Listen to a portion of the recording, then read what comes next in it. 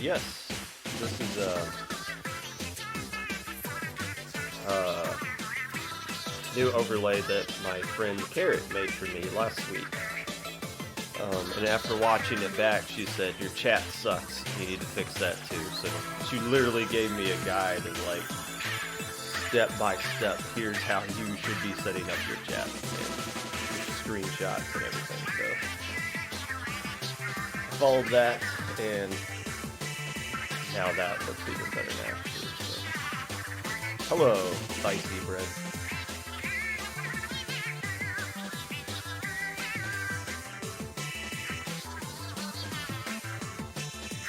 I like when you log into Battlefy after doing a tournament, it still shows you that like you have to go to match kind of thing, you know?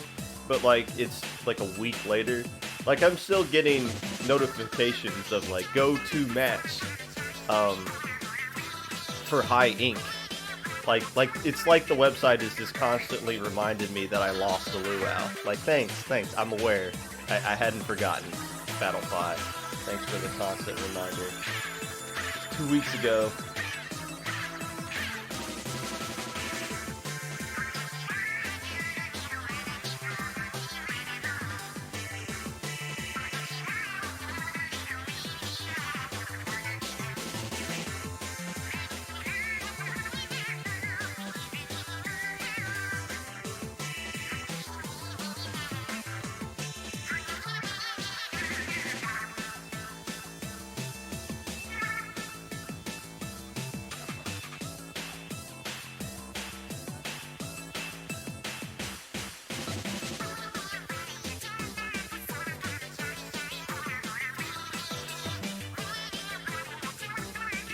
Love how popular the podcast has become.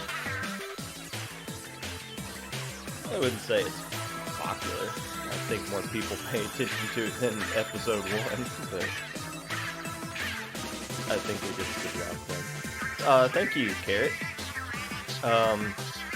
You know as well as I do, this is a hat that our friend Nitwit made. This is actually the wedding, or not the wedding gift. This is the Christmas gift I got from my wife last year.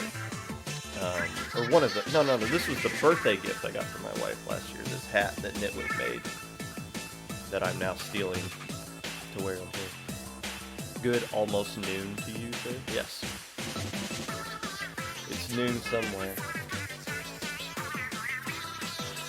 For like that portion of Canada that's an hour ahead of us. Time zone or whatever.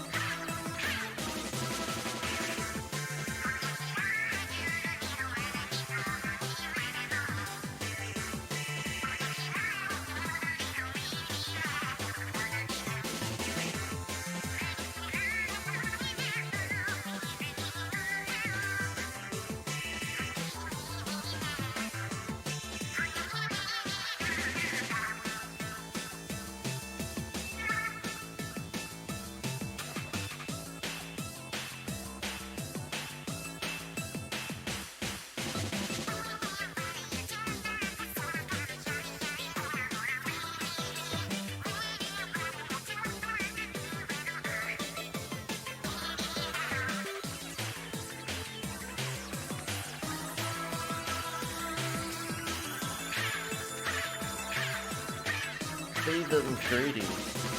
Hello, Avril. I'm going to talk about Splat Force today. I literally just got done watching your set against Symphony. Good stuff. Good stuff there.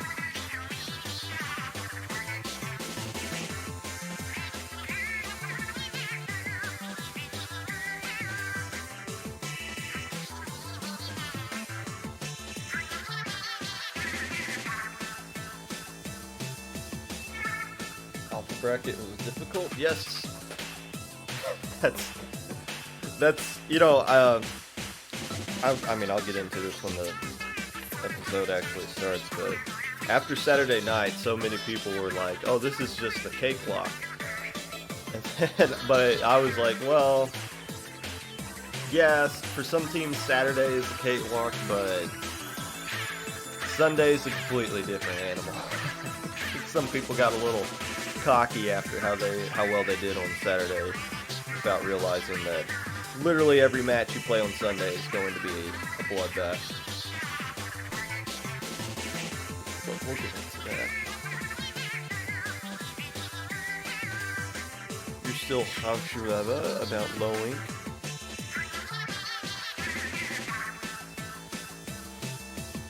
Let's rename it called high ink. We already have a high ink.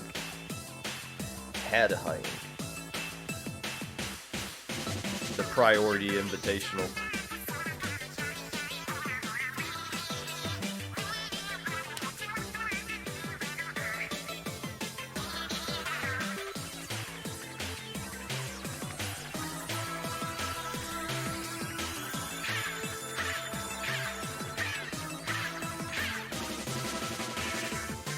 Yeah, I know you were in high ink. High ink was fun. I wish I could have talked about it more here. Wish I could have. I'm the one deciding what I would talk about on here, but high ink isn't really something you should talk about on a podcast geared towards lower level teams. So I briefly mentioned it last week. I'll say we enjoyed playing in high ink. I didn't get the seeding for the group stage. Like we went 2-1 and they gave us a bye, which I guess makes sense. But they were like so like we were the 4th seed in the group stage, or in the bracket stage. A2P was 5th in the bracket stage, and they went 1-2. And Luau was like 2-1 in their group, but they were the 6th seed. And Xanadu won a game, but they were given the 12th and last place seed in the elimination bracket. So I didn't really understand that. And as a result, like, we played A2P twice. Like, we played A2P twice, we played Priority twice, the Grillers once, and Luau once. So like we got stuck playing pretty much the same teams throughout the whole tournament, which we would have liked to play a bunch of other teams, but we'll take the dubs that we got. We're not going to complain about it. Stargaze last and first. Stargaze really surprised me with how well they did in that tournament. Not saying that Stargaze is bad, but Stargaze is just looking at everybody else that was in that tournament, you wouldn't think Stargaze would finish number 2. Especially considering Stargaze was asking for an exemption to play in low ink like the month before that. It's like, yeah, this is why we didn't grant that exemption for you, Stargaze. Pretty good. Oh man.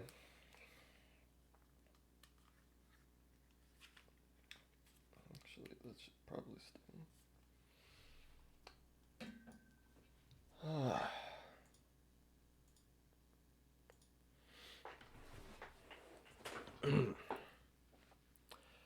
Hello, friends, and welcome back to the Popcast. Whenever you're listening to this, whether it be live or a VOD, Twitch or YouTube, while you are complaining about Sephiroth being broken the very second you play him, getting your last minute shopping in because you realize Christmas is this Friday, dropping sets because you reported the score wrong on Battlefy and you were the last game to finish in the round, so the round immediately moved on as soon as you were done, so you lose the set even though you won it. Whatever it is that you're doing right now, I appreciate you taking the time out of your day to listen to this. Unless I don't. Today, I will be trying to get all of this covered in an hour and a half because we're doing a lot. I'm going to be recapping Low Ink, everything about Low Ink, from Swiss to Gamma to Beta to Alpha to everything people complained about, including a lot of math that is going to prove that Group A actually was not the superior group. Group B mathematically was. We'll get to that later. But first, I got to cover something that I promised on Twitter I would talk about. So we're going to talk about it.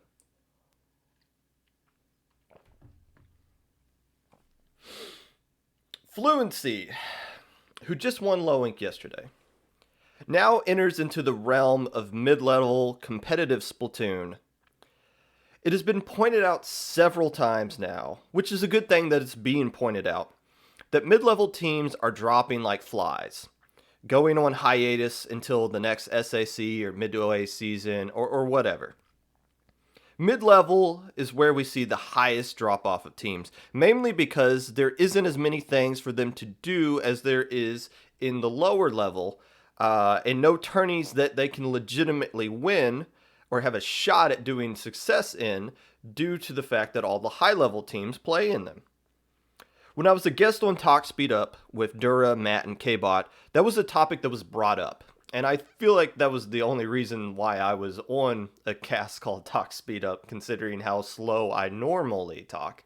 But it was a good conversation to have. That was on Black Friday, and I believe the VOD is up on YouTube if you're curious in that. A really good conversation about the struggles that mid-level of competitive Splatoon is currently facing right now. But Fluency is going to be fine.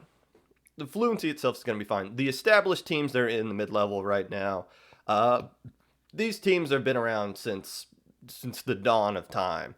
Destiny Troops, West Broadway Guerrillas, Luau formed this year, but they show no signs of slowing down. Basically, these SAC, Xanadu, all these like SAC normal contenders for this upcoming season, and of course Stargaze, and the list goes on and on. There's a lot of strong mid-level teams that are going to be just fine.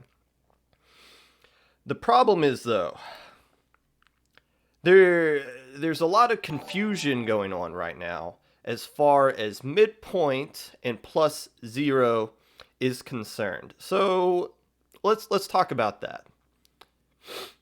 First off, if you're completely unaware of what it is that I'm talking about with Midpoint and +0, in the beginning, there were these servers called +2 and +1, which were basically like vote-in servers to where individual players get voted in, and you can do basically pick up scrims with the other members that are voted into the server, or draft matches or whatever.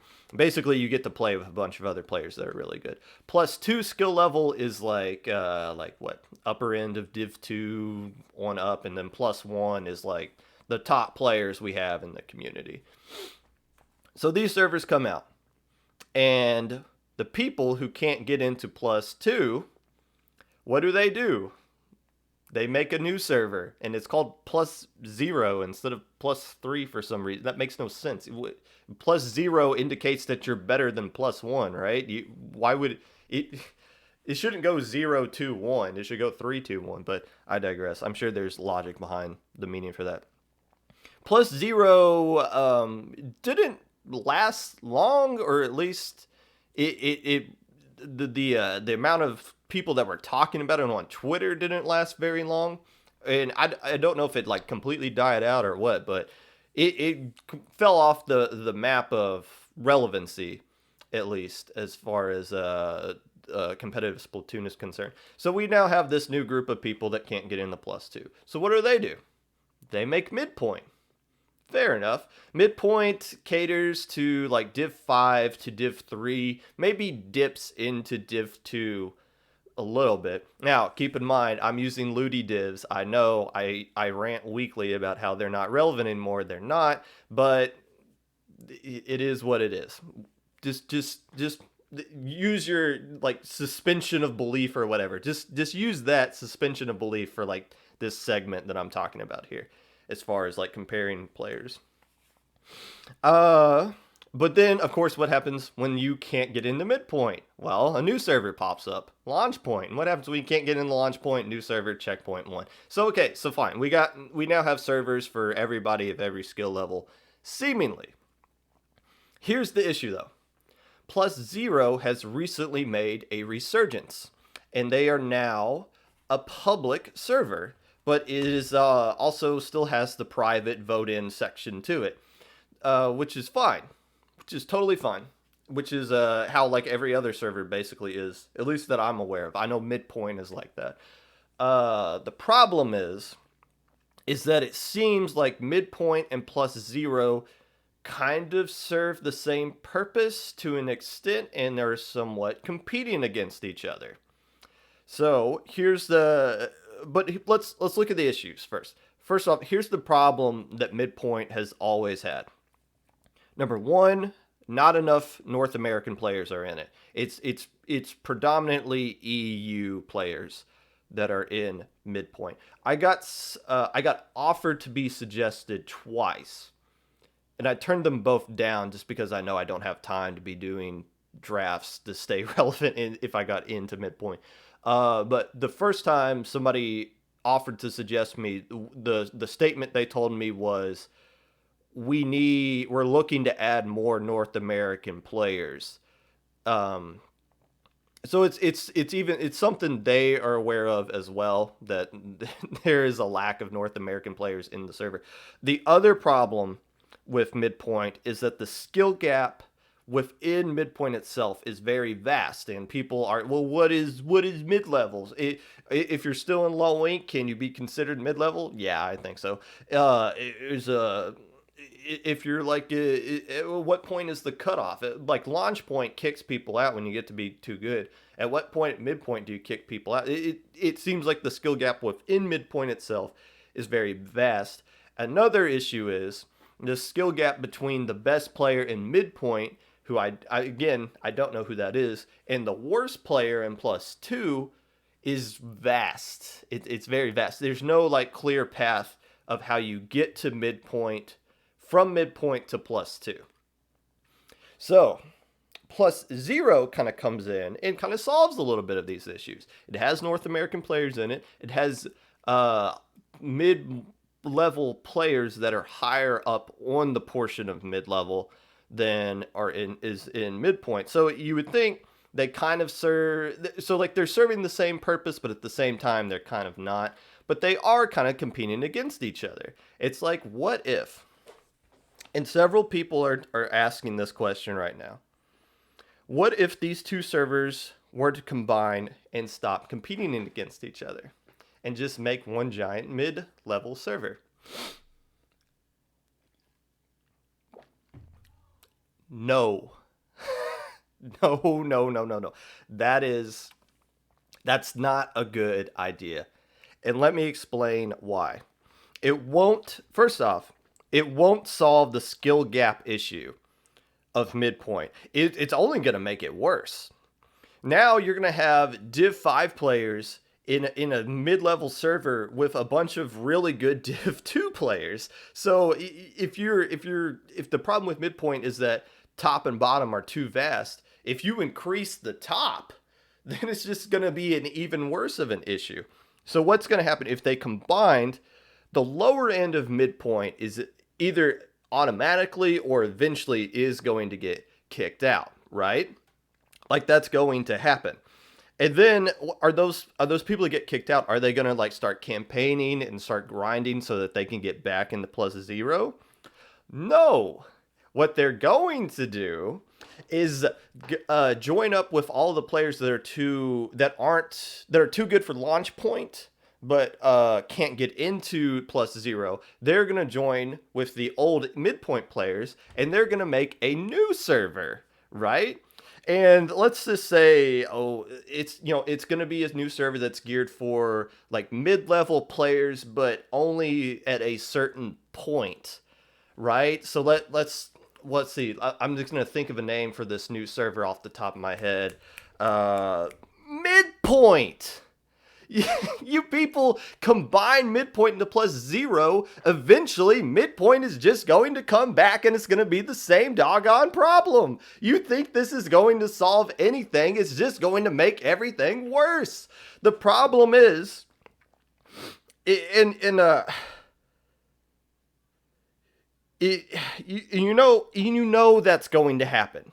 You absolutely know, because it's only going to get worse. You guys think checkpoint 1, launch point, midpoint plus 0 through 2 through 1, you think this is going to be the end of it? It's already going to happen. I promise you it's already going to happen. If these servers don't combine, there's a large group of players that I mentioned kicked out of launch point for being too good. Midpoint's not letting them in for whatever reason. I guess they don't have enough Twitter followers so that people don't know who they actually are.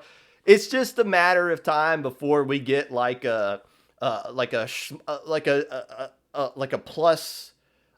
one midpoint or something like that, you know? And then there's going to be a group of people that get into that server, so they're going to make their own server, and eventually we're just going to get to this point by next summer. We're going to have 12 different pickup servers for just whatever skill level of clout or talent that you actually have. So combining these servers, if you think that solves the problem, it just makes it worse. It just highlights how bad this system really is. And everybody's making these community models right now. Here's the low level, the mid level, and the high level. And midpoint's this section of mid level, and plus one is this section of high level. What those servers, or what these models fail to do, is leave room for all this other crap that we're going to pull out of our butts between now and next summer. Because you guys know that is going to happen. But here, I have an insta-fix for all of this. I have a suggestion, and this suggestion is based off an idea, that a tweet that I saw from Leo, who is a member of Xanadu, and I believe is heavily involved in the Midpoint server. Keep both of these servers. Don't combine them. Keep Midpoint and keep plus 0.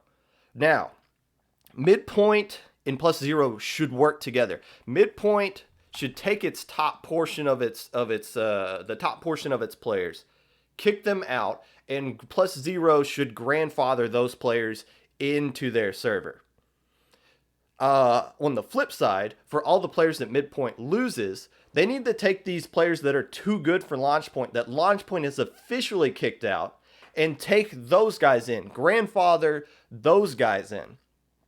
And now what we have here is launch point, midpoint, and plus 0, instead of competing against each other, are now working with each other. So now there's no sense in creating a new server. And if somebody does, because somebody's going to try to attempt to create a new pickup server that's voted and all this nonsense, they're not going to be seen as legitimate, because we have 3 strong developed servers and a straight path for how you can grow naturally that everyone is going to see as legit. If you're a brand new player, imagine this. You start out checkpoint 1. When you get too good for that, you go to launch point. When you get too good for that, you get put into Midpoint. You don't have to campaign or do any of that crap or ooh woo suggest me nonsense. You get put in based off of your performance in launch point. So it's not like anybody gets into Midpoint. You still have to grow and progress and show that you're good enough so that you get placed in without needing to be voted in by a bunch of middle schoolers, right? Now, once you get too good for Midpoint, then you can go to +0 and start getting voted in. Think of it like this. In elementary school, you were in a homeroom the whole time, right? And you didn't go, but in high school, you don't have you have like a homeroom, I guess, but you like rotate around between every, you like rotate around between each class. You don't just stick in one room the whole time. So think of it like this. Launch point is elementary school grades like 1 through 4. Midpoint is elementary school grades 5 and 6. You're still in your homeroom, but they start teaching you, like getting you out of that homeroom. Like you'll go to like the other teacher's class for science, and you'll go to like the other 5th grade teacher's class for English, right? So like we're teaching you how to develop. And then +0 can be high school. Like you need to start doing this stuff to like promoting yourself. You need to get out on your own to start getting into these servers, and that'll prepare you for +2 and +1, etc., etc. That's a great system in my mind. And if you get it, if we lock it down like that, there won't be other servers that pop up. They won't, because we have such a strong system and such a clear pipeline for how people can grow in this community. That is my suggestion, and I sincerely think it's going to work. The problem is that people need to work together. +0, Midpoint, Launch Point, and Checkpoint all need to be on the same page for how that works, and probably need to bring in +2 and +1. The issue with this, though, and why I don't think it will actually happen, the problem, it isn't the servers themselves as they currently are. It's us. It's this high school clique mentality of needing to belong to something. I can't get into this club, so I'm going to create a new club, and then we just keep creating new and new clubs until everybody has a nice little home. There's this story by Dr. Seuss called The Sneetches. They live on like an island, so I think they're called Sneetches because it rhymes with the word beaches, because that's where they live. And they look like aliens, but I guess everything Dr. Seuss does looks like aliens. But anyways, the story of this is that some Sneetches are born with stars on their bellies, and some are born with no stars on their bellies. Well, the Sneetches who have stars on their bellies are all uppity, thinking that they're better than everyone who doesn't, and the ones who don't have stars are like, oh man, those guys are better than us. I wish we could be like them. So in comes this like salesman dude, and he's like, hey, I got this machine that will put a star on your belly. So everybody goes in and they all get stars on their bellies, and they're like, hey, we're all just as good as you guys now. And then the OG star Sneetches are like, bruh, you're not as cool as us. So the same salesman comes up and he's like, hey, I got this machine that removes stars from your bellies. So the old G Sneetches get the stars removed from their bellies, and they're like, ha, tricked you. The people with stars in your bellies, you guys are actually the losers now. So they keep rotating back and forth where they just repeat the process of removing and adding your star. I'm pretty sure the theme of this is actually like racism and not how to deal with Splatoon servers, but maybe Dr. Seuss had that kind of foresight. I don't know. But eventually it gets to the point to where they forget who's who. Like they don't know who the OG star Sneetches are and who's like the supposed to be blank or whatever. So they end up forming, they end up like, you know what? The star on your belly system doesn't matter. Let's just all work together to have a functioning society, regardless of who's got stars on their bellies and who don't. The context here. The people who are in a server already, a vote-in server, you have a star on your belly. And that's bad because you are uppity and you have this sense that you're better, and everybody that you're like, ha, you want to get into this club too. You need to impress me so that I'll give you a vote. Otherwise, I'm going to downvote you. The same issue, though, the people who don't have stars on their belly are trying too hard to try to get a star on their belly. Instead, what we should be doing is at the end of that story where they're just like, well, let's just screw the star system and let's just work together to grow. If these servers start working together and we have a clear system of how we can take an S rank player, start them in checkpoint, and then grow them all the way to +2, and then eventually get them ready for +2 and +1, then that's a functioning society. That's a society that's working together to improve, and we could grow some seriously strong players that way by working together. My conclusion to this is this. The communities of these plus servers and vote-in servers, we need to come together. We are not going to grow a public community with private, shut-off, gatekeeping servers. You can keep your vote-in system. You can keep your application system. But we need to start having clear transitions. And we need to establish this now before we get 10 more of these servers just exploding out of nowhere because people are trying too hard to get stars on their bellies. When in reality, getting a star on your belly doesn't really translate that well as far as actual tournament success. And that is my take on the midpoint +0 thing. We're going to be taking a quick water break and get into low ink so that I can start yelling at you guys about something else. Oi.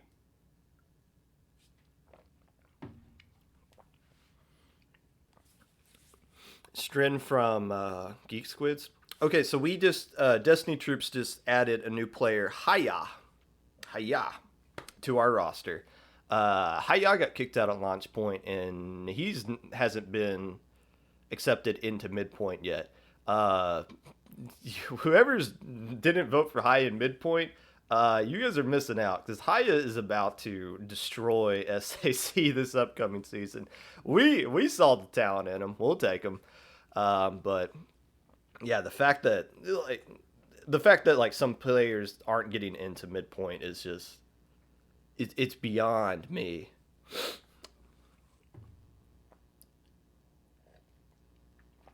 Thoughts on Midpoint Cup? I won't be covering the Midpoint Cup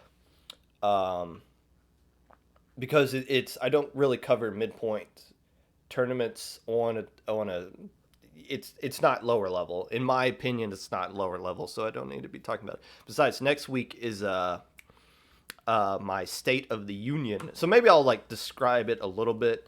I'll be talking about the state of the lower level community next month, as well as giving out awards, for Team of the Year, TO of the Year, Captain of the Year, lower level meme of the year. I don't know.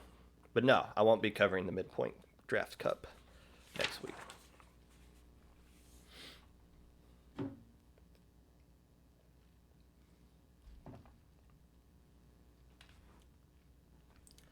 Let's move on. As we move the arrow ever so. Grab it.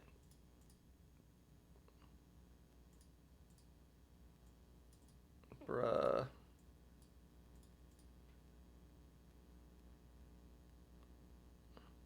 That's good enough. You know it's pointing at it.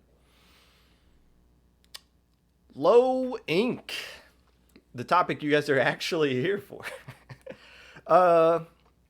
Let's talk about the tourney as a whole before we start diving into the games and the matches and all that stuff. First off, the big topic of this low ink was that Group A was stronger than Group B. That was paraded around on Twitter pretty much all Saturday night. It spilled over into the Discord server. People were offering suggestions on how to fix it. But I have proof that Group A actually wasn't the stronger server or the stronger group. It was Group B. And I do want to point out one tweet. Somebody said 80% of alpha bracket teams were in Group A. Oh boy, I'm about to make you look dumb, whoever you are. Let's look at the actual numbers here. First off, let's look at the teams that made alpha bracket last month. 10 of them signed up this month around. So 6 teams didn't come back. So 10 alpha bracket teams signed up. 5 of them were put in Group A and 5 were put in Group B. The Group B teams were Oblivion, Fluency, Geek Squids, Trinity, and Tyrant Inc.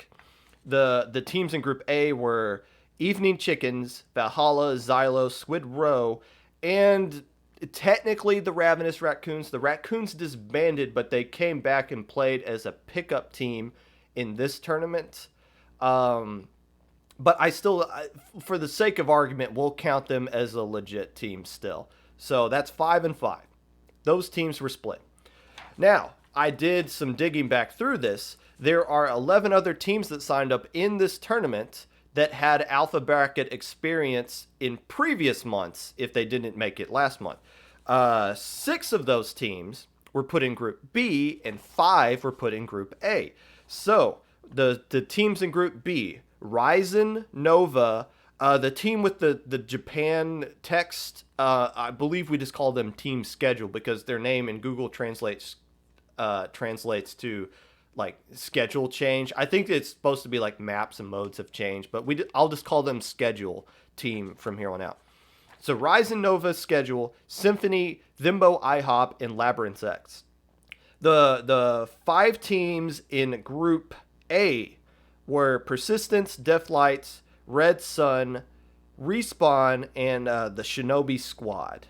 Respawn Spirits and Shinobi Squad. So there you go. If you broke it down just by alpha bracket teams, 10 were put in Group A and 11 were put in Group B. So no, the person who said 80% of teams in Group A were alpha bracket, the correct answer, actual retail price, is 47.6.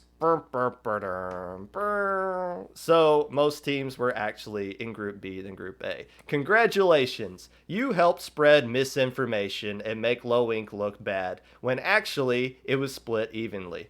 Thanks. Now, another point, a good way to kind of see how balanced a tournament is to see not just what happened on Saturday, but on Sunday when the two groups actually play against each other. Keep in mind, round 1 is literally Group A versus Group B, and here one of the staff members for Low Inc. and Kitsune Kiara, I believe we just called him Kiara, actually went down, and I believe he'll release this later today. But I mean, this isn't like hidden information. He just literally looked at the information on Battlefy and broke it down into a spreadsheet. Anybody could do it. So it's not like I'm pulling out secret information no one has access to. Literally anybody could look up this. So here is the Group A versus Group B as far as their final ranking was concerned. In Gamma Bracket, the average placement for Group A was 6.875, B was 8.375. In Beta Bracket, A was 7.125, B was 8.125. In Alpha Bracket, the average for Group A was 7, and Group B was 8.25. So literally, Group B finished 1 point higher in the final rankings than Group A in all 3 brackets. Now, so what does this tell you? It tells you that 10 alpha teams were in A, 11 were in B. Technically, that's about as split as you can make it, but Group B was technically stronger. If you look at how those 2 teams played against each other on Sunday, it was 1 point better in Group B's favor, so about as split as you can make it, but technically Group B was better than Group A. So there you go. Whoever said very quickly, after Swiss was immediately done, this tournament is loaded with Group A. Group B was just a cakewalk. Congratulations. You helped spread misinformation and make Low Inc look bad than it actually was. So all these people that came out and said, well, you got to fix the seating. You got to fix this. You have to fix Group A. We're sitting here looking at the numbers like, bruh, really? Are we serious right now? Now, I get why. I get why people were saying Group A was stacked. The sexy teams were in Group A. Xylo, Valhalla, and Persistence were the teams people kept looking at. I don't know. You could have. Squid Row was the team you should have been making the argument for. They were in Group A, and they're the only team to go 6-0 in Swiss, but nobody mentioned that. Everybody's focused on what Persistence is doing. And Valhalla. Let's explain. The Valhalla, Persistence, and Xylo didn't make Alpha Bracket. Persistence didn't make Alpha Bracket because they literally threw a set where they had to find a sub, and they didn't find a sub in time, so they had to drop a set. I believe that was to Riptide, a team that finished going 4-2, that killed Persistence's opponent win percentage. There was no way they could have come back and made Alpha unless they went undefeated, and they tripped up at some point along the line. So once again, the only team that beats Persistence is Persistence in these Low Inc tournaments. So it's not fair to say Group A was stacked and that's the reason Persistence didn't make Alpha Bracket. No, they beat themselves for the second month in a row. Valhalla, they didn't have the full roster they had last month. And correct me if I'm wrong. I don't want to spread this information if it's incorrect. But I believe they were having connection issues, which a lot of people were having connection issues over the weekend. That is like a topic of conversation. A ton of disconnects from people who normally have no lag issues whatsoever. So Valhalla had some gods working against them, and that's why they didn't make beta bracket. Xylo, I don't know. Xylo, I mean, they played Valhalla and lost. I forget who the other team to beat them was. But I know it was a strong team. They beat them. I don't know what Xylo's excuse is. I hope they don't make an excuse. I'm sure there's some sort of disconnects or something like that. But Valhalla just played two good teams and just didn't beat them. It happens. It totally happens.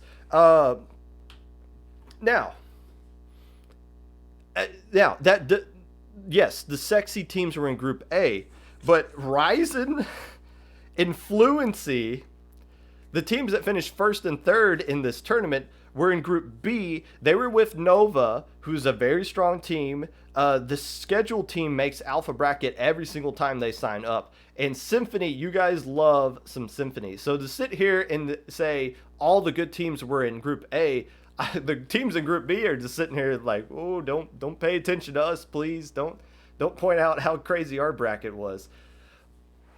But when we focus on just, and I'm part of the problem, right? Because I do the preview and I talk about Persistence, Valhalla, and Xylo a lot. I do. So that I'm part of the hype for why they're just as good as what they are. Inky Go-Go's, thank you. Yes, that was a good team. They finished, I think they finished fourth. Yes, they finished fourth. So there you go. Xylo just lost to good teams. It happens. But now, to be fair, if you want to win Low Inc, you got to find a way to beat those teams. And if you can't, it just happens. Not to take anything away from Xylo, it's just there's just a lot of good teams in this tournament. So, but there you go. If you still believe Group A is stronger than B, fine. It's subjective. The numbers will tell you that you're wrong, but you're free to think whatever you want.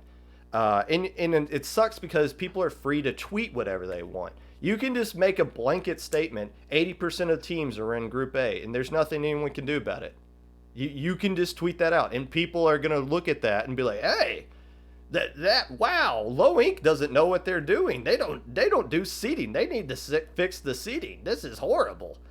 And that sucks. And for Low Inc staff and TOs, that really sucks that misinformation just gets spread willy-nilly without anybody kind of correcting it. So that's why I wanted to do this little yell at you people kind of section, because You're hurting our community by trying to bring us down with misinformation. It's not helping anybody.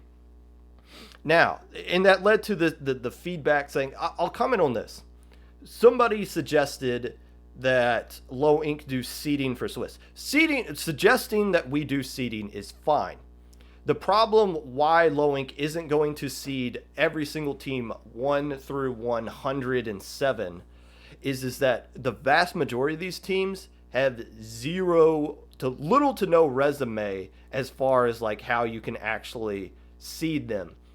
Now, that's not to say Low Inc. doesn't do any seeding, and I'm only talking about this because I know Hoenn released a lot of information publicly Saturday night in the general chat. I'm not trying to be like like I work for IPL, but I'm just the kid at the front register. I'm not the manager, so I shouldn't be giving away like KFC's secret recipe or whatever.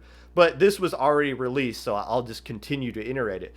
The seeding Low Inc. does is basically when you sign up, you're given a number 1 through 4. Ones are like the alpha teams, 2s are the betas, 3s are the gammas, and 4s are the teams that don't make a bracket. So like those teams, we try to split up the 1s evenly, the 2s evenly, and the 3s and the 4s evenly. I think that's fair, and the numbers would suggest that it is fair, that it does create an even tournament.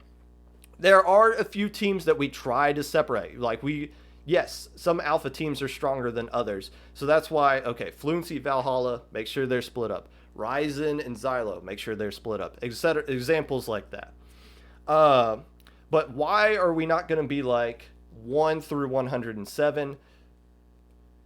It's like I mentioned, a lot of these teams, you just can't seed them properly. It's just a total crapshoot. And you're thinking, well, who cares? Just seed like number 1 through 30 and just let the rest play out. This tournament is not for just the top 30 teams. Why do all you people play in this Low Inc? Why do you people care about Low Inc? It's because it's for everyone. It might not be for you in rounds 1 through 3, but rounds 5 through 6, every team is put... Statistically, you are put into a situation to where you're in a dogfight because you're playing somebody at your skill level. For the teams that are finishing 4 and 2, they're finding teams that they can scrim against where they can't find in other tournaments. They're finding teams that are close to their skill level. They're figuring out ways to grow. So this to say just cater seeding to the top 30. No, this tournament isn't just for the top 30. It's not just for alpha bracket teams. It's for everyone that signs up into it. So you can't just show favoritism to those guys. And we already kind of do. We already give alpha bracket teams the best possibility they can. We can't hold their hands though.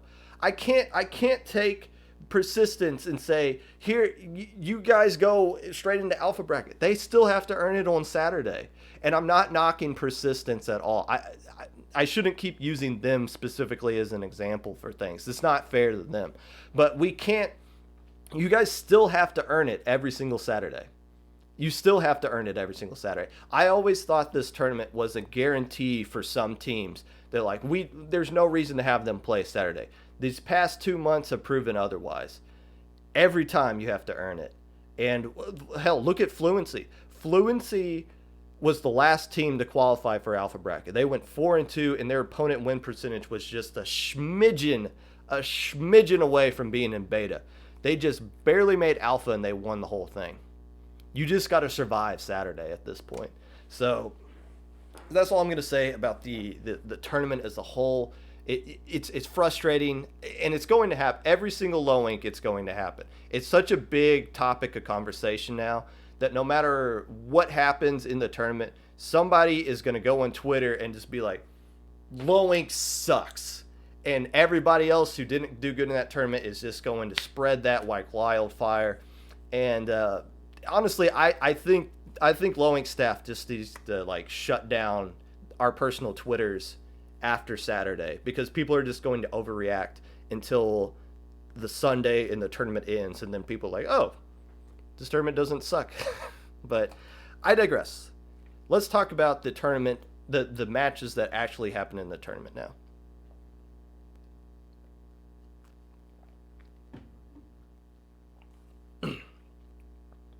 as I say, after every preview, I look to start these with an apology to any team I might have underseeded or screwed up when my preview.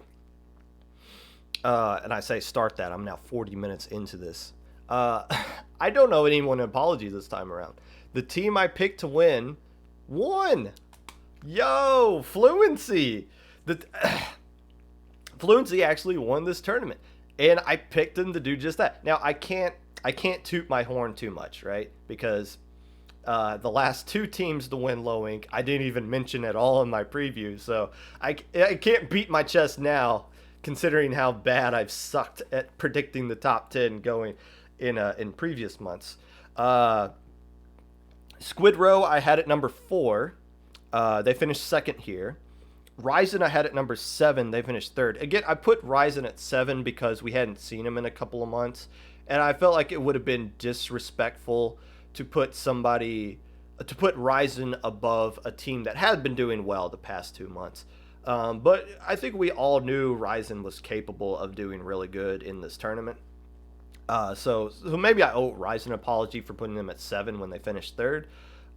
Squid Row, I put them at 4 and they finished second, and they had their moments. I feel like if Squid Row won that game 7 in Alpha Bracket Grand Finals and forced a bracket reset against Fluency, I felt like they would have won the bracket reset. It's so hard to come back mentally from a game 7, knowing that, okay, we are 1 minute away from this being over, or having to play another hour of this game. That's so hard to come back from mentally, but so Squid Row was really close to winning this tournament as the team I had at number 4. But Fluency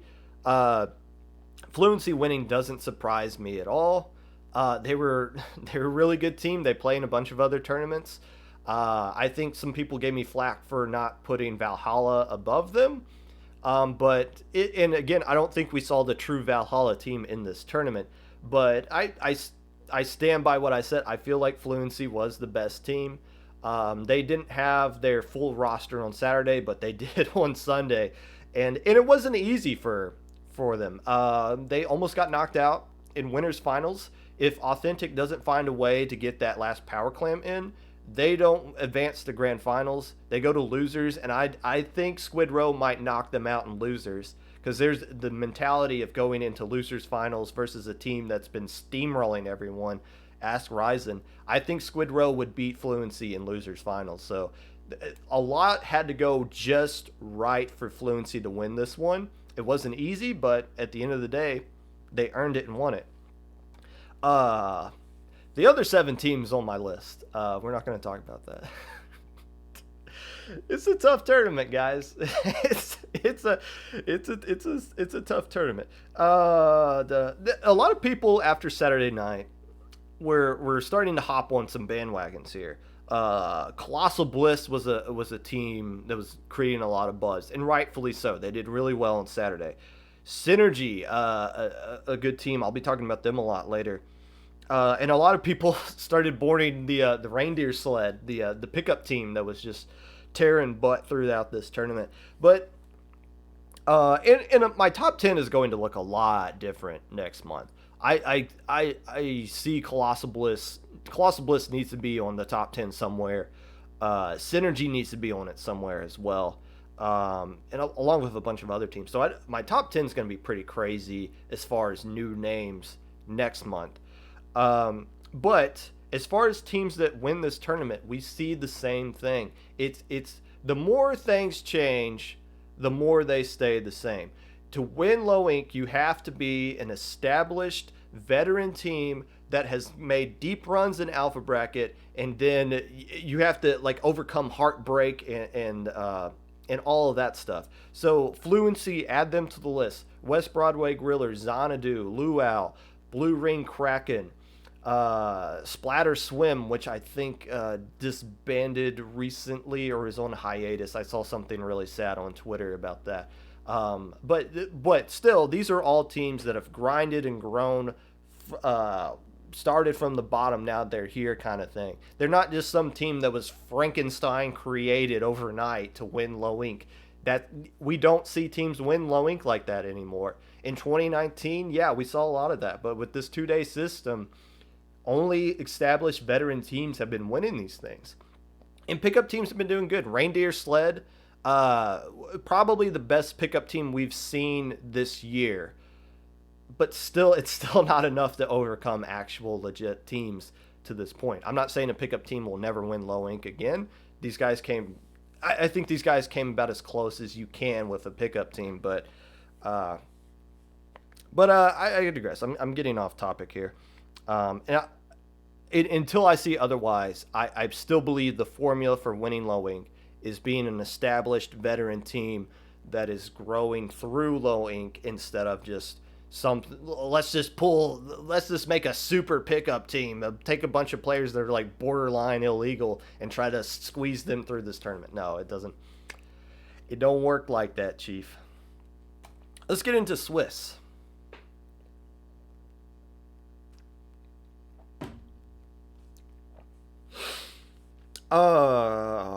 Matches of note. First off, since a lot of these sexy teams didn't make alpha bracket, a lot of the reason is because they knocked each other out. In RNG of Swiss just really worked against them. And honestly, another reason why Group A people say is more stacked is because the RNG worked out to where a lot of these strong teams ended up playing each other, where in Group B luckily just got to avoid each other.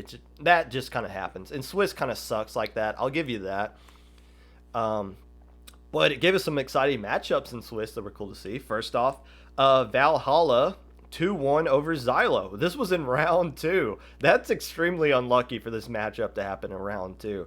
I would have expected this to be the winner finals of Alpha, honestly. If not for Fluency, I had Xylo and Valhalla in my top 3. So them playing in round 2, man, the gods really are spiting Valhalla here. But Valhalla gets the win. Would have been a very exciting to match. You can't put that match on stream on Saturday. You got to give attention to other teams who aren't going to make Alpha. But I thought Valhalla versus Xylo was just going to be a rematch we would see again on Sunday, but it was not. Ink Strike Inklings knocked off the Evening Chickens 2-1. Evening Chickens are a consistent alpha bracket team who didn't have a good tournament, and part of the reason why is because you got to give credits to teams like Ink Strike Inklings here.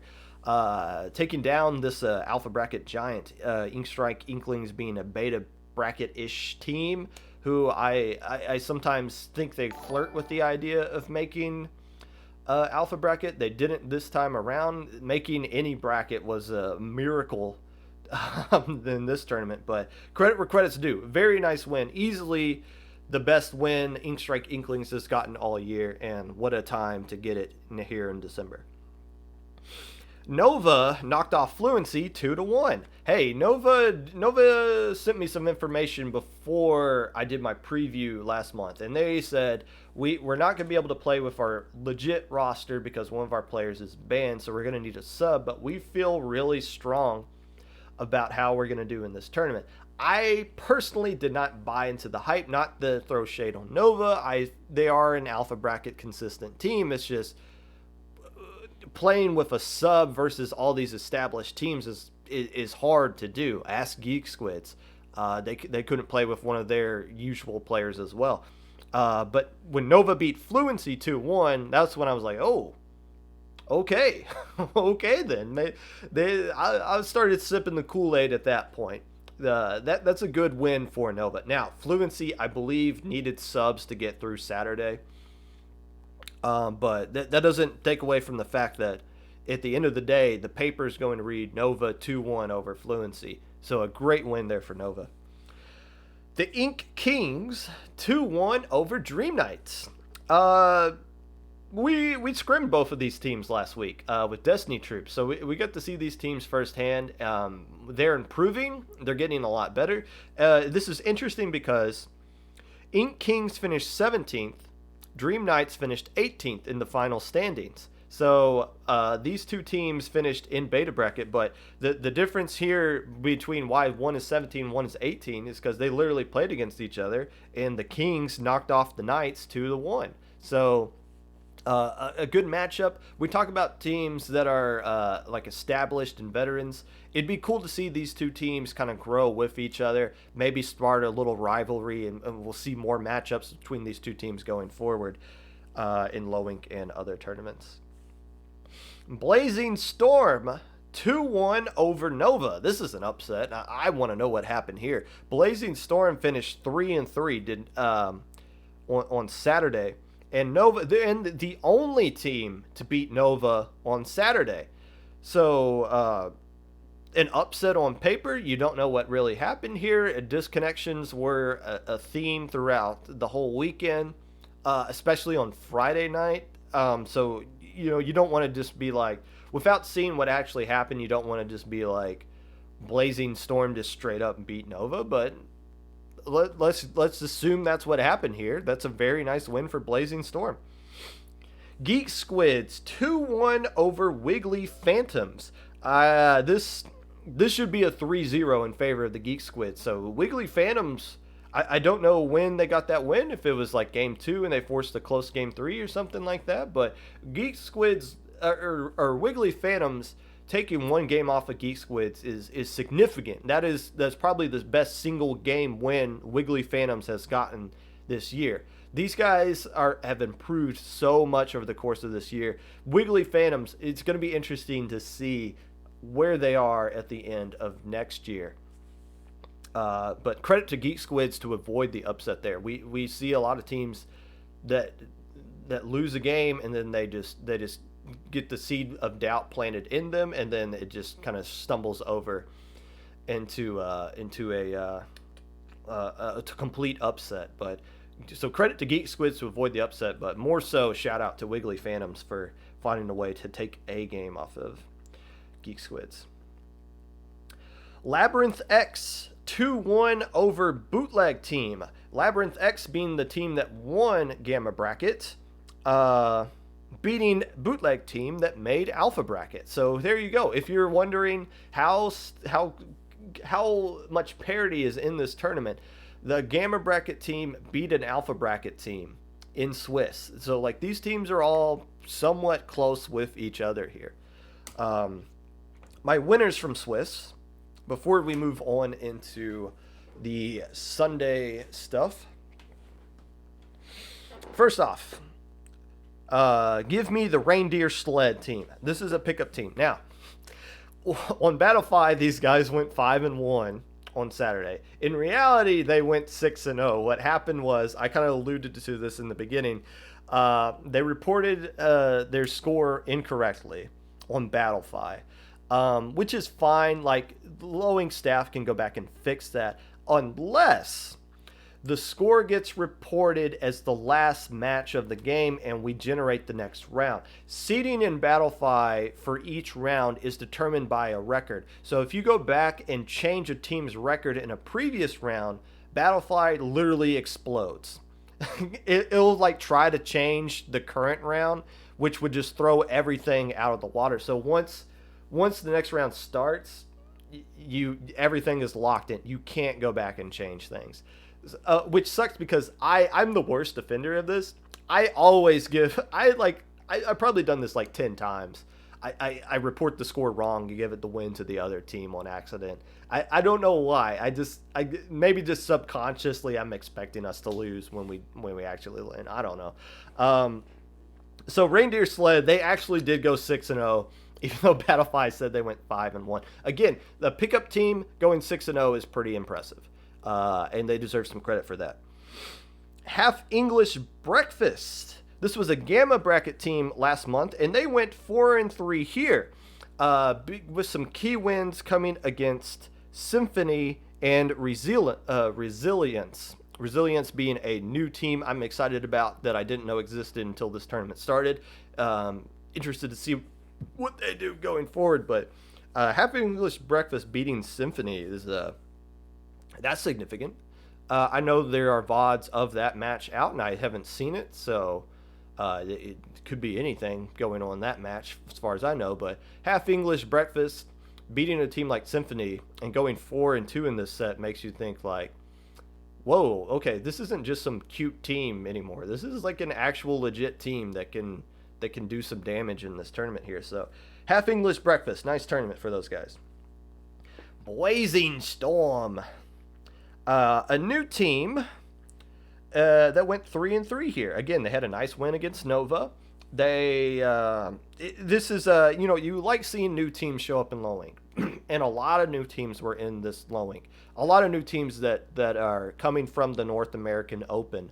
A lot of new teams that come from just the Nintendo tournament. So we're getting a lot of these casual teams that are starting to trickle over. I don't think Blazing Storm is a casual team, but this was their first month, and they went 3-3 and made some noise with the teams they did beat. So Blazing Storm, exciting to see where they go in the future.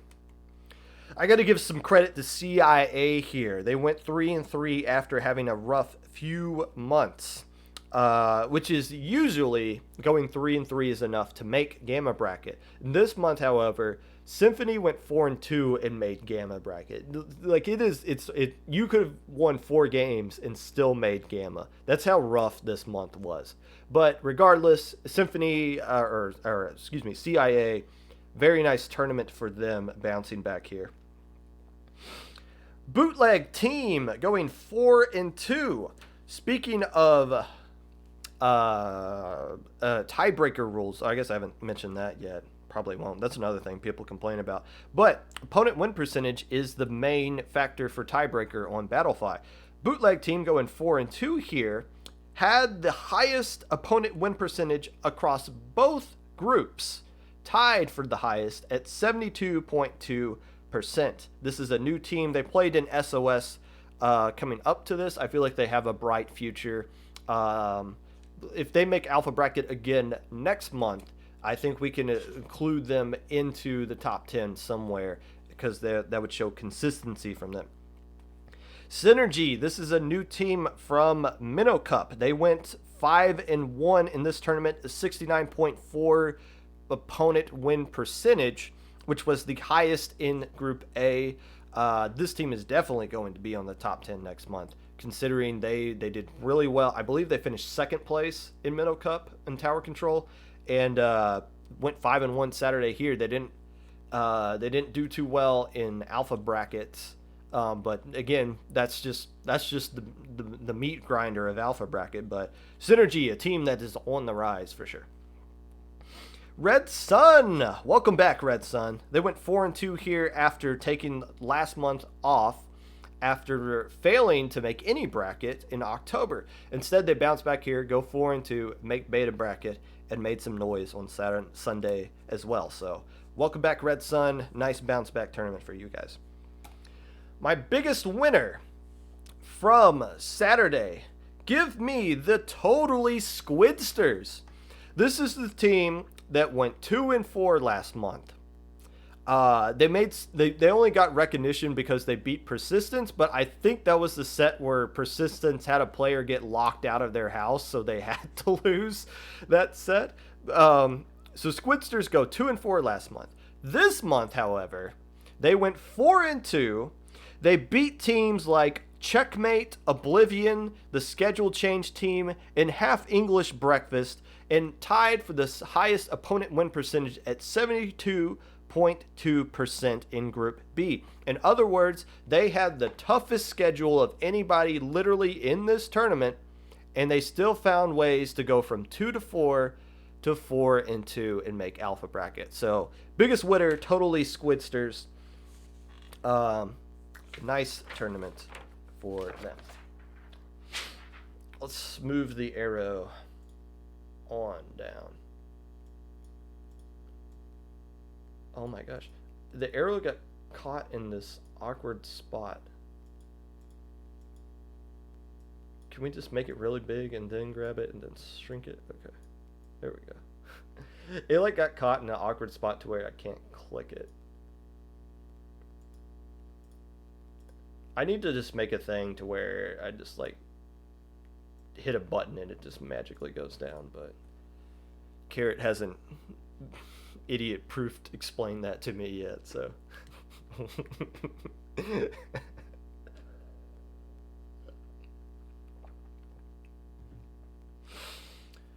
Gamma bracket. This isn't your grandfather's gamma bracket. Let me just read off the list of names that were in gamma bracket this month.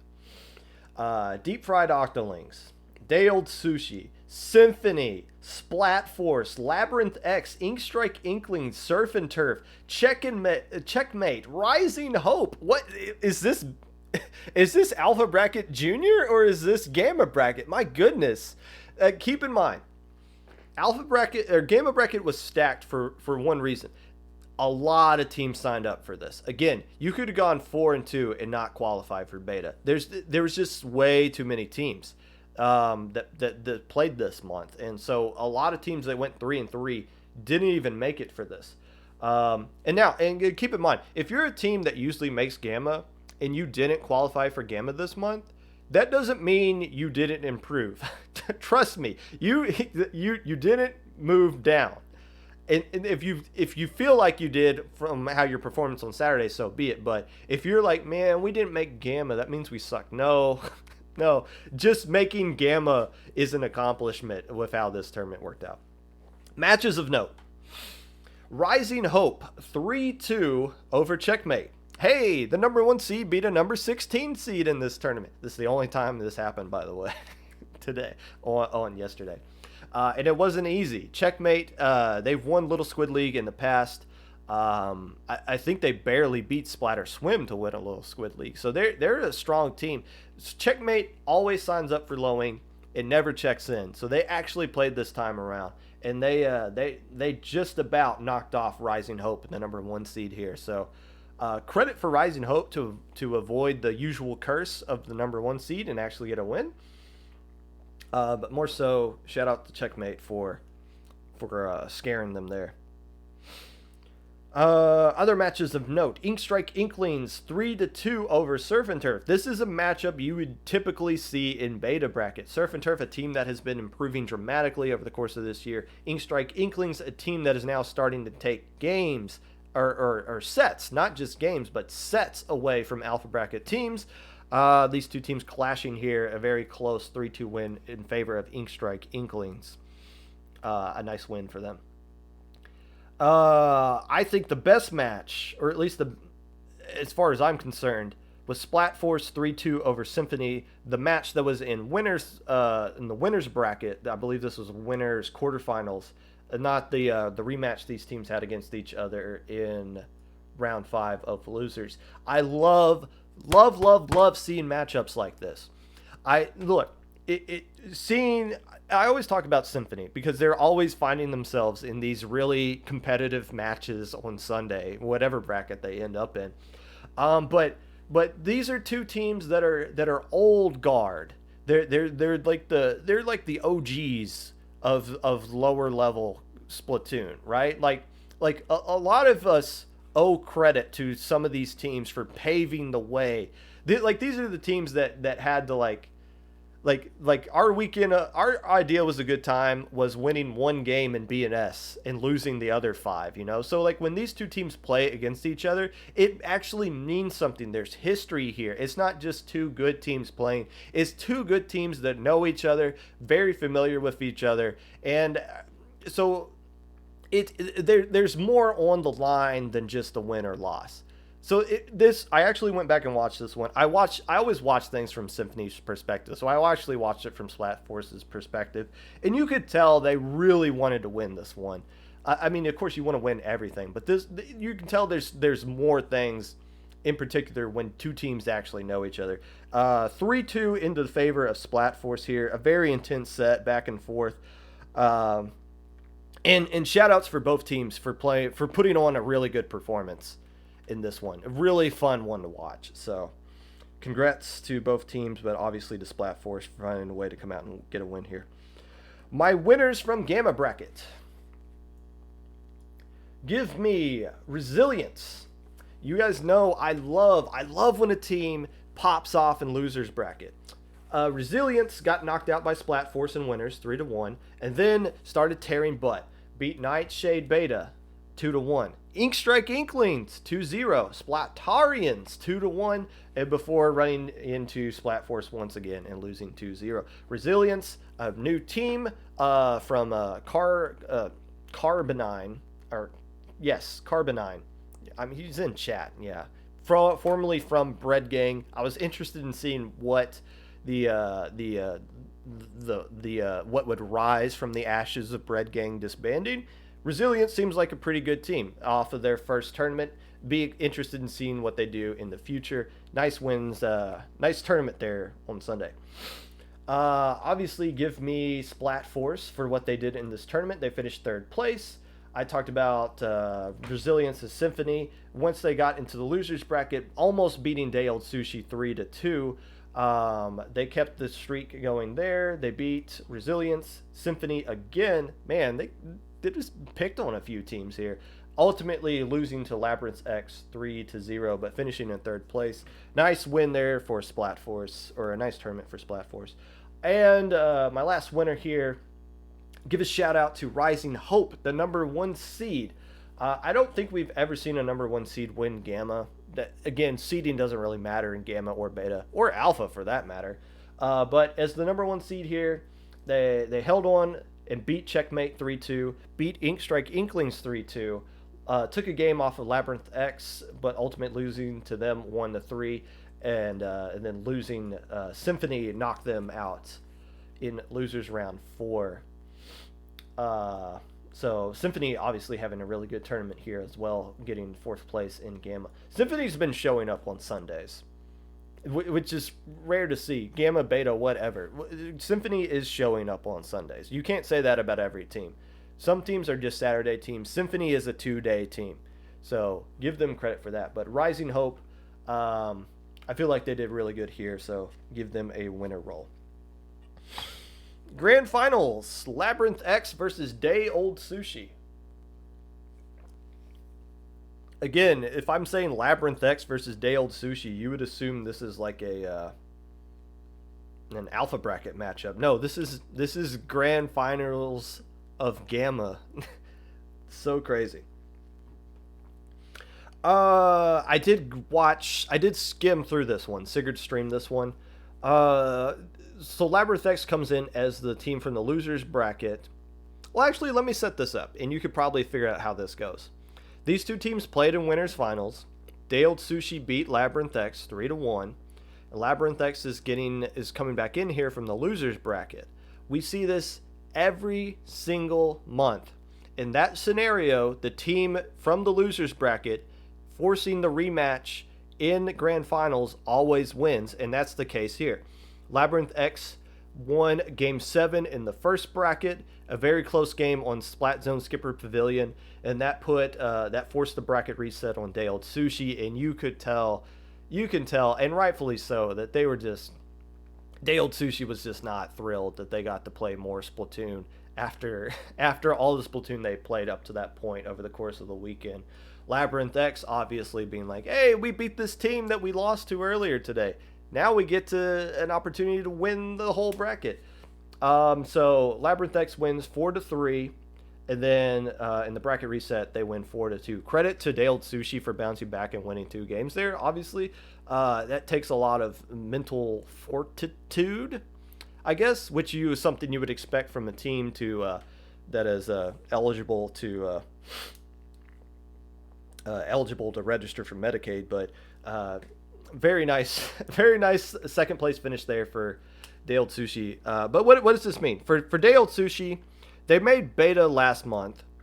And they finished 4th place in beta.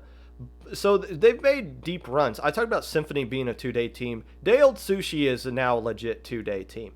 Would you rather finish 4th place in beta or 2nd place in Gamma? It depends on the context, who's playing. I think doing well in this Gamma this month means more than doing well in Gamma or Beta last month. So a silver medal here for Day Old Sushi, but obviously I would assume they're aiming for higher For Labyrinth X, this team's made Alpha Bracket before, but again, winning Gamma Bracket, this kind of Gamma Bracket, I think this gold medal here for Labyrinth X means more than the time that they qualified for Alpha Bracket. I honestly do. So nice win here. I give credit for Labyrinth X, and a very nice win and a very nice set. A very long Sunday for them, and they found a way to get some wins here. Beta bracket.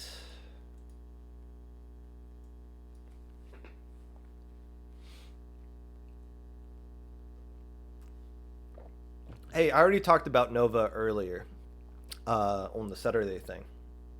If you don't do good on Sunday, but you did good on Saturday, you do get mentioned at some point. So don't worry, Rocky. Nova did good. Nova did good. You guys lived up to the hype, in my opinion.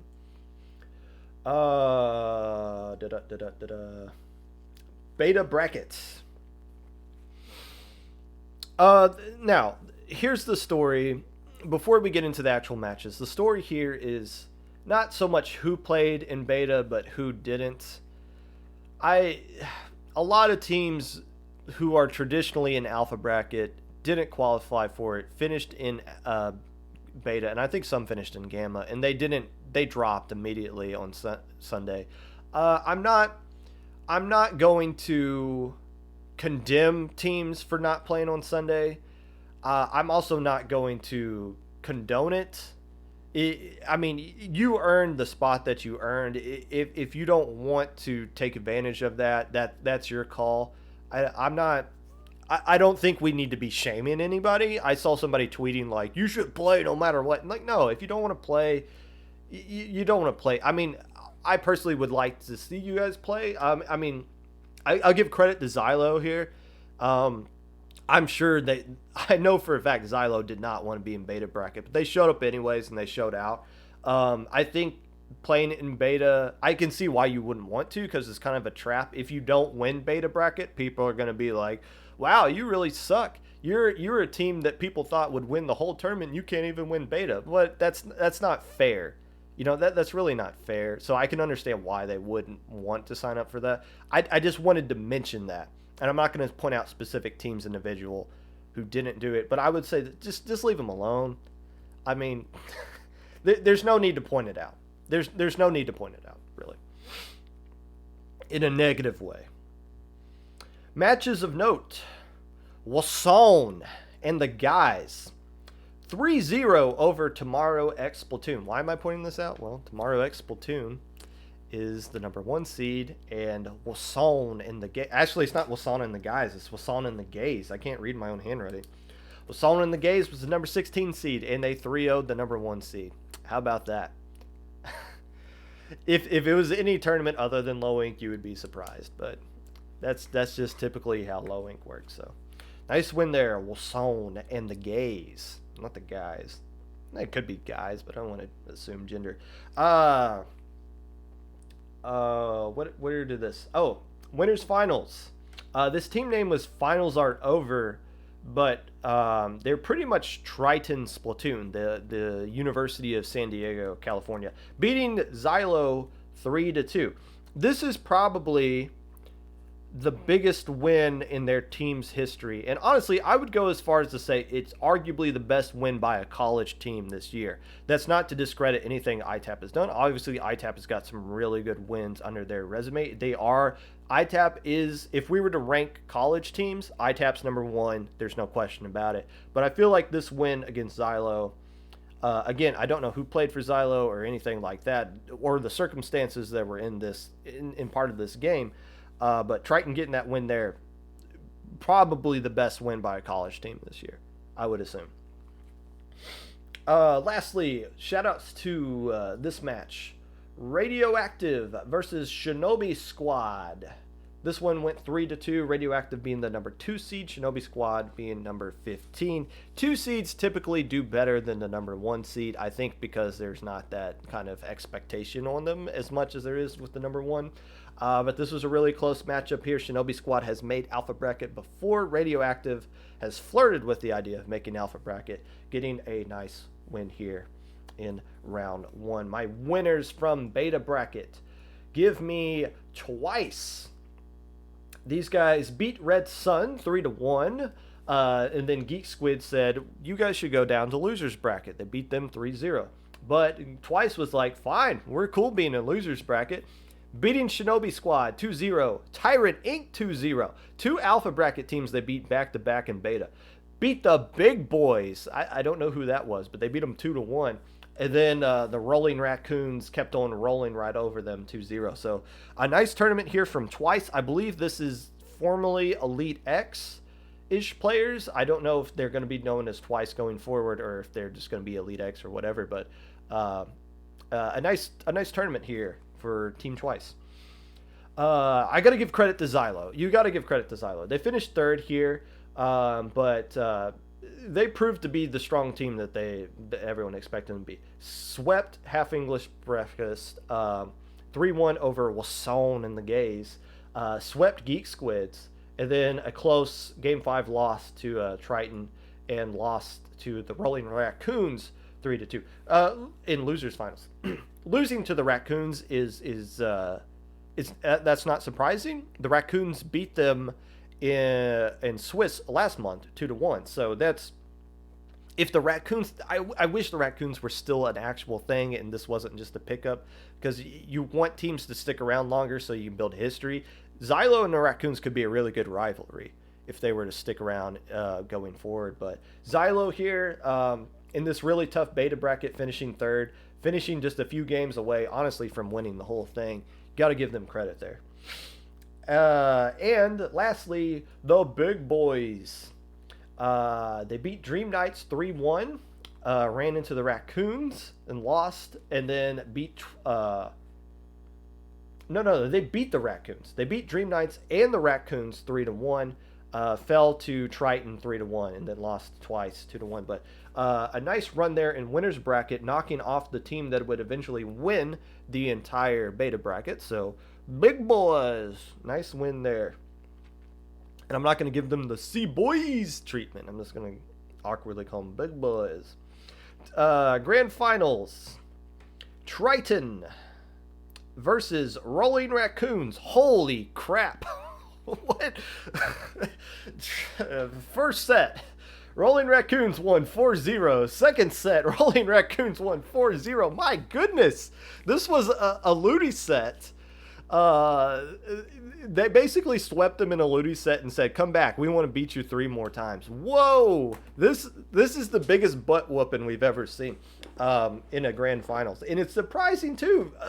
Triton beat Xylo 3-2, and the Raccoons beat Xylo 3-2. You would think that this would be a competitive set, but then the Raccoons just got on a roll here.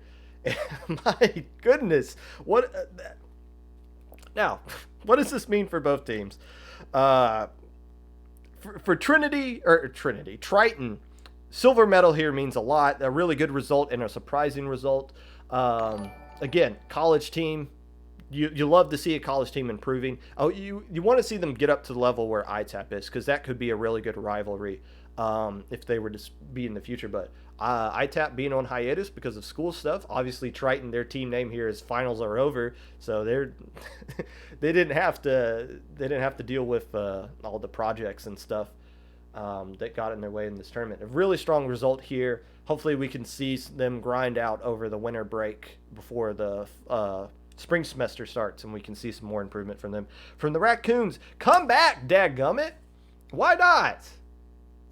Like, you guys have history. You guys now have a silver, a beta bracket medal under your belt. It was fun to see you guys. You took games off of good teams. Come back, dadgummit. We need more established teams with actual history and records against other teams so that we can create new rivalries and new things to be excited about, new matchups that are fun to see. I know they disbanded or went on hiatus. Look what you guys accomplished. You 8-0'd a team in beta bracket finals. Come back. And that's, with that, we're going to move on to alpha bracket. Come back, Raccoons. And we're gonna close out this podcast. We're getting here.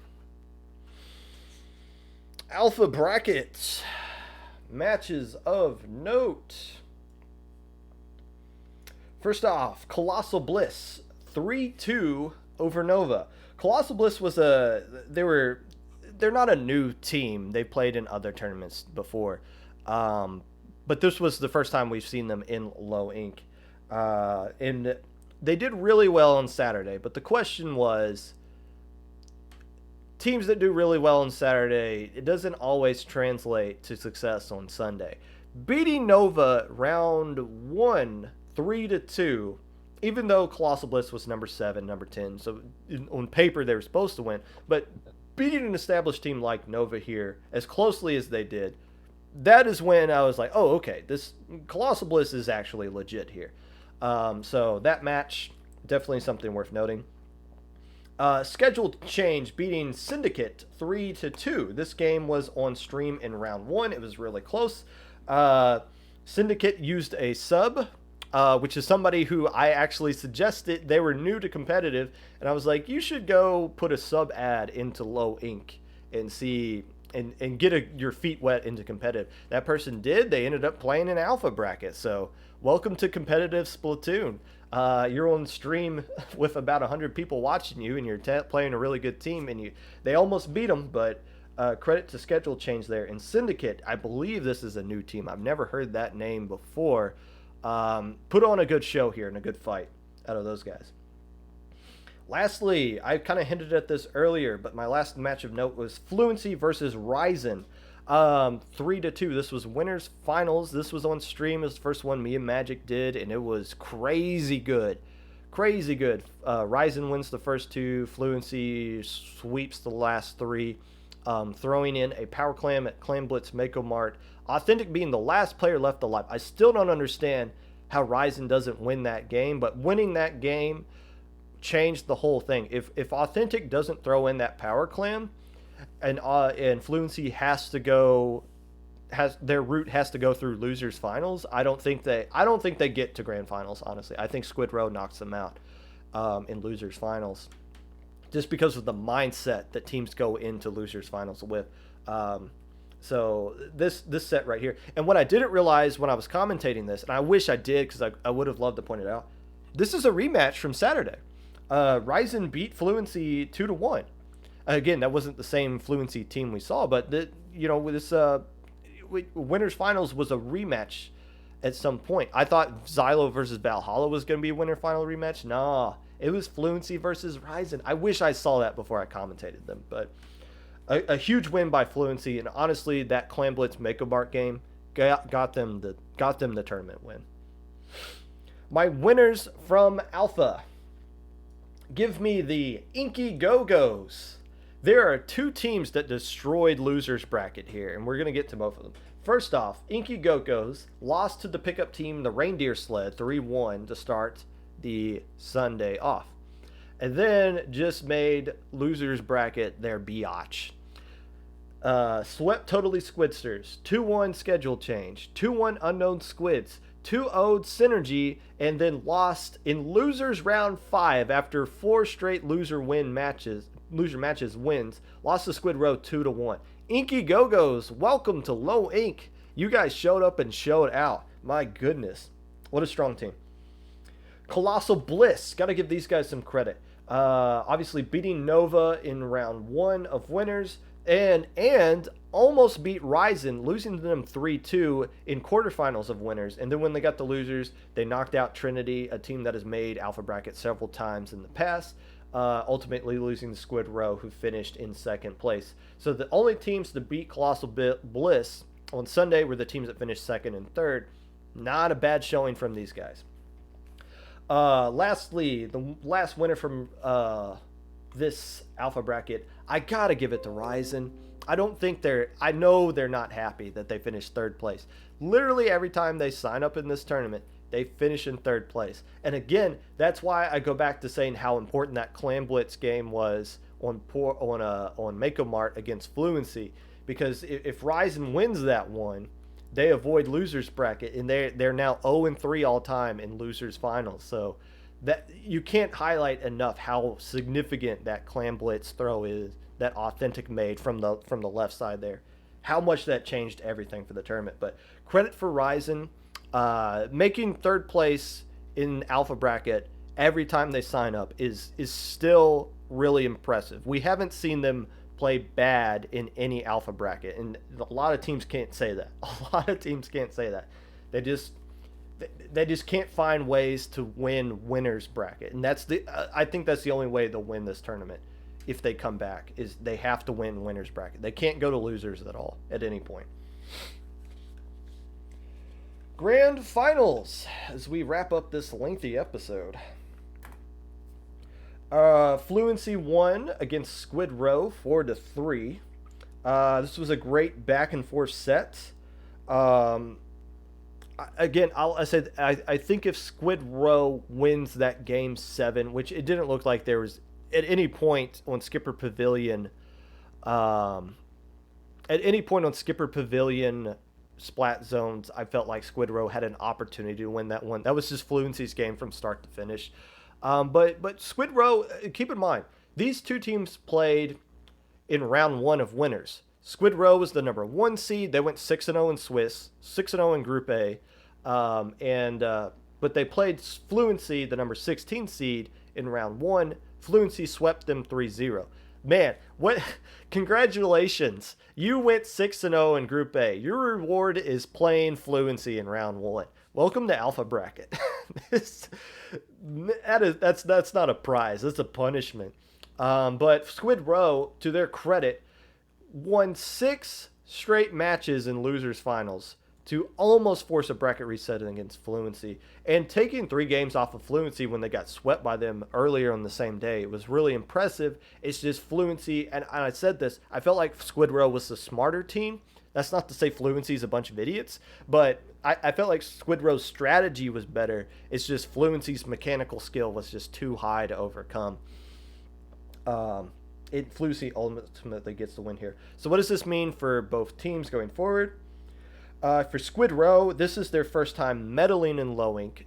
I believe they finished tied for 5th last month.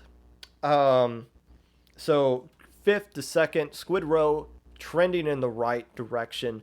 They're definitely going to be a contender to win it. Now, the history of a team that finishes in 2nd place, the 2nd place team in alpha or in low ink in general is 1-26 all time in the next tournament. So the team that finishes in 2nd place almost never wins it the next month. In fact, the team that did it needed 2 opportunities to win. They failed twice before finally winning in grand finals. So the odds are stacked heavily against Squid Row, just statistically speaking.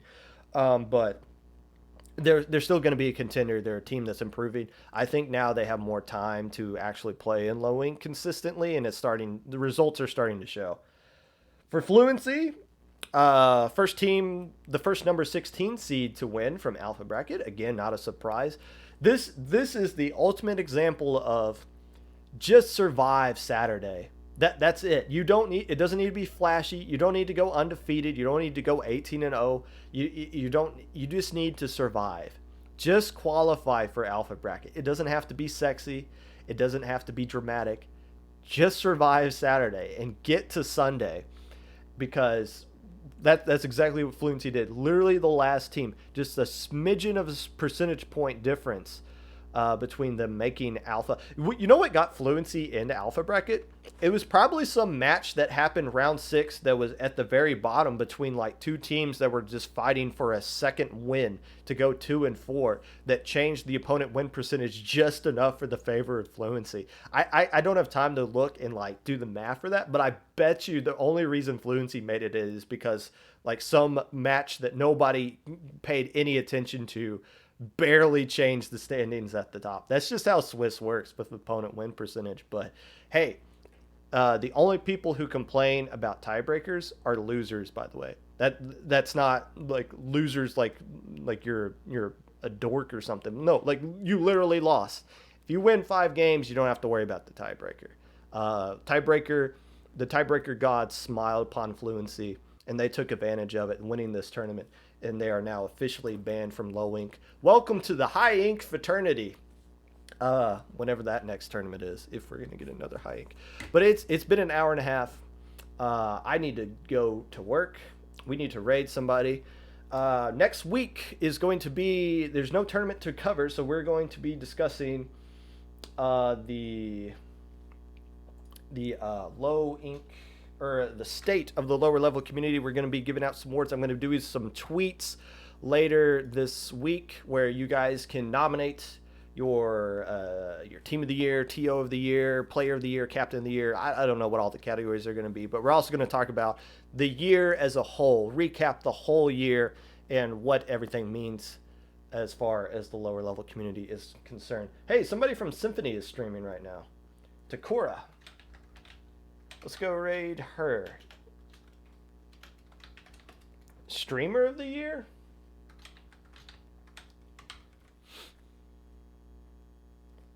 You know, real quick, it's funny. You want to know how stacked Gamma Bracket was? I looked at... Is that not how that works? Oh, backslash raid. When I looked at Twitch Sunday while I was watching Grand Finals, literally everybody I knew that I follow was streaming Gamma Bracket. That's how stacked Gamma Bracket was. Thanks for watching. I'll see you guys next week.